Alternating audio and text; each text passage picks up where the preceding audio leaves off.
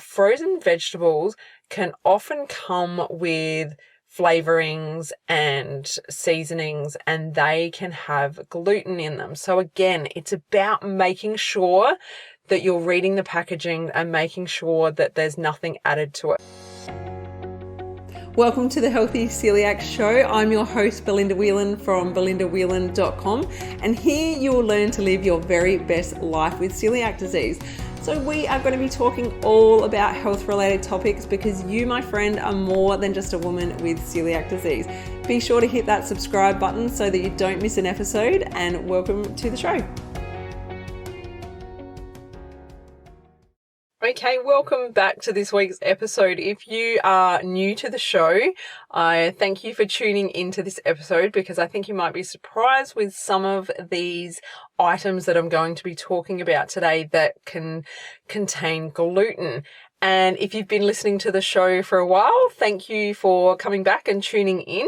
Now, some people get caught out with these things years on into their diagnosis. So this episode is designed to help anyone with celiac disease because, like I said, you can get caught out years later and sometimes we can get complacent and forget to check things. So these are 13 surprising places that you might find gluten. All right, let's get into it. Now, early on, I find that many people with celiac disease get caught out with soy sauce. Because the word itself, soy sauce, you would think it comes from soybeans, wouldn't you? But many soy sauces actually are derived from wheat, and that catches people out because of the assumption that it is basically from soybeans. So what you need to do is you can either purchase tamarai, which is generally gluten-free, or you can look for a gluten-free version of soy sauce. So make sure you don't get caught out with that one. So if you're eating out and you order sushi, many sushi places now have gluten-free soy sauce. So just ask for it and make sure that you are getting a gluten-free version. All right, the next one is toothpaste and fluoride treatment. So I've just popped those two together because I think they tie in nicely. Now, I have not found a toothpaste in Australia that has got gluten in it, but I know in many other countries there are lots of toothpastes that have gluten in them. So depending on where you live, this is something that you need to check. And fluoride treatments is something you need to ask about when you go to the dentist. So if you haven't already done so, go back and listen to episode 47, which is medical visits with celiac disease, what you need to know. So I'm talking more in that episode about dental visits plus hospital visits. So that's a really handy episode if you didn't already know that one. So yeah, go back and listen to that one afterwards and I'll pop a link to that in the show notes below. All right, the next one is medication. And unfortunately with medication, it's not as easy as it is with food due to the labeling.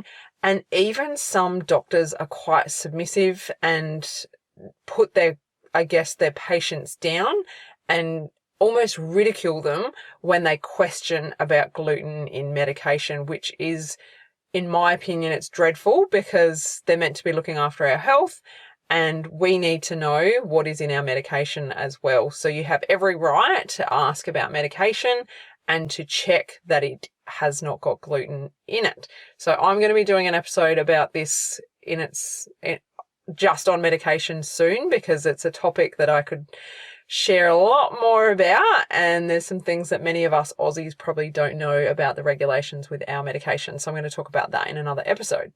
So yeah, always check your medication. Now this one catches people out and it's frozen vegetables. I, again, haven't come across that in Australia, but frozen vegetables can often come with flavorings and seasonings, and they can have gluten in them. So again, it's about making sure that you're reading the packaging and making sure that there's nothing added to it. So if it's purely, frozen broccoli, you're fine. But if it's got other ingredients, then you need to look into that and investigate and make sure that there's no gluten in there. So that, unfortunately, is one that catches people out. Now, these two are put together as well. They are not something that we eat, but they are, interestingly, somewhere that you can find gluten, and it's some toilet papers and paper towels, and it's to do with the glues in them. And many of us are fine with touching gluten, but I know many people cannot touch gluten. So if you're having reactions, it could be from touching gluten. So these are two products that some people get caught out with as well. So again, that's something to be aware of that I never knew in the very early days that was a possibility. So yeah, just another thing to be aware of and think about if you're not sure what's going on with like the allergy side of things.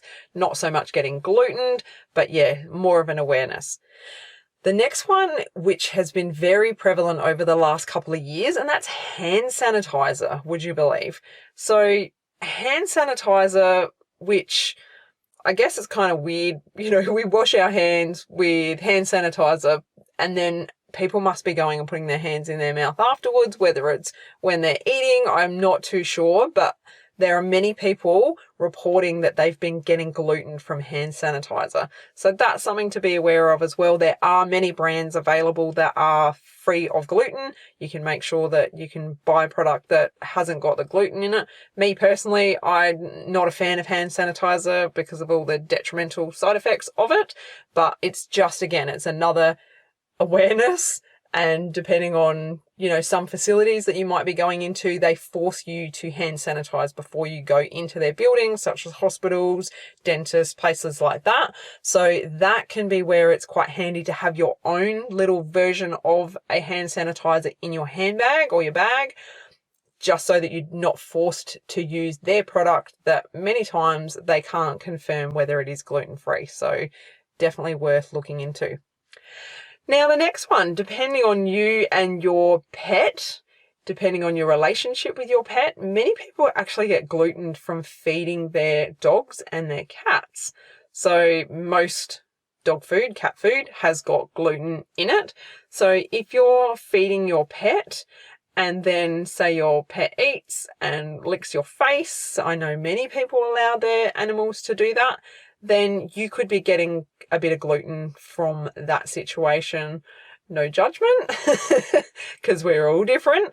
But if that's happening to you, that's something to be aware of. You may want to look at finding a gluten-free version or just making sure that your pet is staying away from your face. If you're giving your pet treats, so just say like you give your dog a doggy treat, you need to be washing your hands afterwards so that you're not getting gluten from that and getting exposure from that. So many people, again, aren't aware of that, don't even think about it. So it's just something to have an awareness around if you yourself have a dog or a cat and, they're up in your face and licking you and things like that. So something to think about. All right, the next one is seasonings, herbs, and spices. Such a shame that many of these products have got gluten in them. Some of them use it as like an anti-caking agent to stop their products from clumping together. But again, it's to do with reading labels, making sure that you don't get caught out, things that would be, very surprising for many people to discover that, yeah, unfortunately there's gluten in a lot of those products. So yeah, definitely worth checking every time you shop. Every product I recommend you read, make sure that when you're buying things, you know that they're safe. All right, and the next one is some teas. So some teas actually use barley as a flavoring in them. So a lot of herbal teas have barley in them. So again, it's just another thing that we have to think about. I did a whole episode on the best teas that I recommend for celiac disease. So that was episode 33. So you can go back and listen to that where I talk a little bit more about tea and gluten in tea as well. So if you haven't listened to that one, you can go check that one out. Again, I'll put a link to that episode in the show notes. All right, the next one is licorice. Now, licorice, again, you can get gluten-free versions of it. I've had gluten-free licorice and I don't think it tastes anything like normal licorice at all from my memory of when I used to be able to eat licorice. So if you've found a good gluten-free licorice, make sure you let me know because my mum loves licorice and she's got celiac disease as well. So yeah, if you've found a good brand, please let me know on Instagram so you can message me at the Healthy Celiac at any time that you listen to this episode. That'd be really handy. All right, the next one. This blows my mind that this is even a thing, but colonoscopy prep kits. I know of people that have done their colonoscopy preparation and then they found out that the prep kit actually had gluten in it. So they've been going and getting, say, their regular checkup. So this is after they've been diagnosed. They already know that they have celiac disease and they've been given a colonoscopy prep kit that contains gluten. It's outrageous. So again, the people that are meant to be taking care of us slip up, they make mistakes, and it's up to us to be our best advocate. It's up to you to make sure that you are looking after number one. You need to read labels. You need to ask all the questions. You need to make sure that what you're putting in your body is actually gluten-free. So that one I find is really quite sad that that happens. But, you know, like I said, mistakes are made all the time. It's just one of those things that we always need to be on guard with, unfortunately. All right, the next one is mouthwash. So if you use mouthwash at home, again, making sure that there's no gluten in your mouthwash. All right, and the last one, which is kind of interesting. So this is more about not consuming it, but about it being airborne when you are renovating, and that is drywall. So here in Australia, we tend to call drywall Gyprock. It's a brand of, I guess, a plaster wall. Now, I've spoken to Gyprock, and Gyprock brand does not have gluten in it. So for those of us Aussies here, we don't need to stress that Gyprock is unsafe. It's fine. But in countries that have drywall, that is not the brand Gyprock, then you will need to check that. So I know it's not called drywall everywhere. We call it plaster sheets as well. So it just depends in your country. I hope you understand what I'm talking about, but it's basically what's put up on walls before you paint. So yeah, lots of people that do renovations. So if you're cutting those plaster sheets and the particles get in the air, people get gluten from breathing that in. So again, if you are renovating, you would need to be very careful. I guess it would be either investigate what you're putting up on your walls first, whether you look for a product that doesn't have gluten in it, or you need to wear some serious respiratory masks. So, you know, you can get masks that block out all of the particles so that you're not breathing in that when you're doing the renovations. Or it could be you need to actually leave the house while those renovations are being done if there's no way of avoiding it. So it's a really interesting one that, you know, just from airborne particles, we can get quite sick as well. So again, it's about doing some research, finding out what's going on in your home and making sure that you are as safe as possible, because at the end of the day, no one wants to have gluten in their system when they have celiac disease. So I hope you learned something new in this episode, and I'd be very interested to hear from you where you've been glutened or where you've found gluten that surprised you. So this is just a very small snippet of a long list of places that you can find gluten that we don't think about. So yeah, hit me up, send me a message if you've got somewhere that you'd like to share that you found gluten that surprised you.